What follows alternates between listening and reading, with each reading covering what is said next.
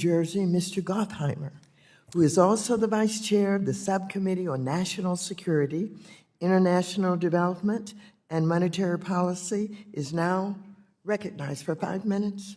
Thank you, Chairwoman, and thank you to all the witnesses for being here. The financial services and banking industry directly supports more than 75,000 jobs in New Jersey and provides local small businesses with the capital they need to create thousands more. I want you to know that I'm grateful, and thank you for doing business in New Jersey. Mr. Diamond, if I can start with you, please. Thanks for being here and for all the important work JPMorgan does to support thousands of New Jersey jobs. I believe more Jersey residents that work in New York should have the option to stay and work in Jersey if they can, to support our local small businesses, spending more time with family and saving on gas and parking in New York. Staying in Jersey also means stopping New York's proposed outrageous congestion tax plan. The Metropolitan Transit Authority's congestion tax will cost commuters $23 a day, and by the MTA's own admission, shift pollution and congestion to New Jersey and the outer boroughs. This tax hike is unaffordable for many Jersey residents and will hurt nurses, restaurant workers, and others in mass transit deserts who have no choice but to commute into New York City. I just wanted to get your sense, if you would, on what you think of MTA's congestion tax proposal, and do you think that's something that we should reconsider, given how it'll hit hardworking families? I honestly have not really looked into it. I've read about it, and if it hurts certain groups disproportionately, you should look at it. It has worked in other cities, and there may be ways to ameliorate the people who get hurt by it. I appreciate that, yes. We're very concerned about the impact it's going to have on hardworking families and actually cause more congestion and pollution.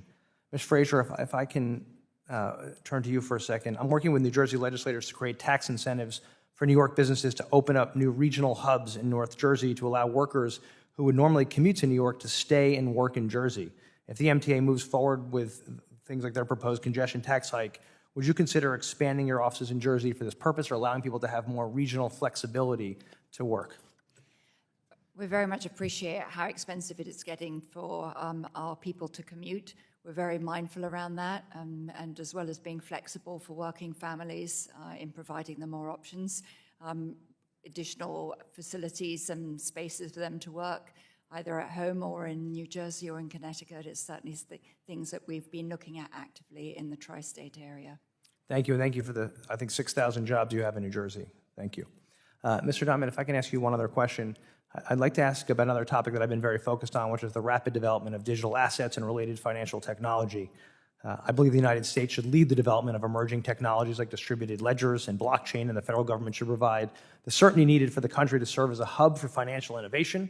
And I've developed legislation to help define qualified stablecoins, which I know the chairwoman and the ranking member are also working on, and to select the appropriate regulator.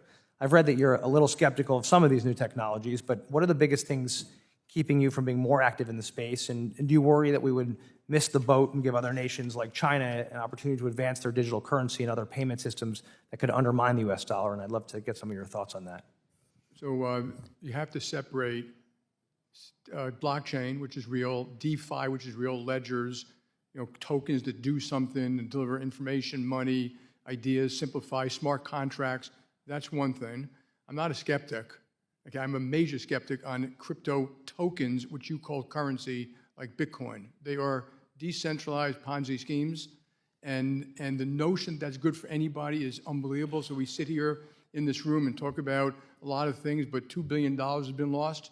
Every year, $30 billion of ransomware, AML, sex trafficking, stealing. It's dangerous. There'd be nothing wrong with a stable coin properly, which is like a money market fund, properly regulated. Properly regulated. You have some today and they are not. JPMorgan has a JPMorgan, we are a big user of blockchain, has a JPMorgan coin, which is a token, but if you send it to us, we give you a US dollar. It's a dollar deposit. That can be moved just the way cryptocurrencies can be moved. Stable value, very low cost. Thank you so much. Mr. Scharf, I can ask you a quick question. I have a bill called the Stablecoin Innovation and Protection Act that would create guardrails for stablecoins and ensure they're backed one-to-one with cash or equivalents to prevent runs like we saw with the so-called stablecoin Terra earlier this year. Do you think that might be a step in the right direction if you've considered this? Oh, there you are. Sorry.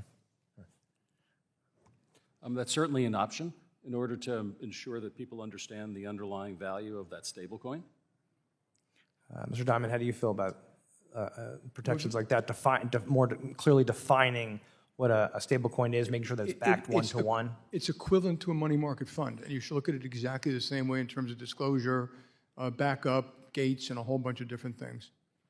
Thank you. And thank you all for being here again. We're very grateful. Thank you.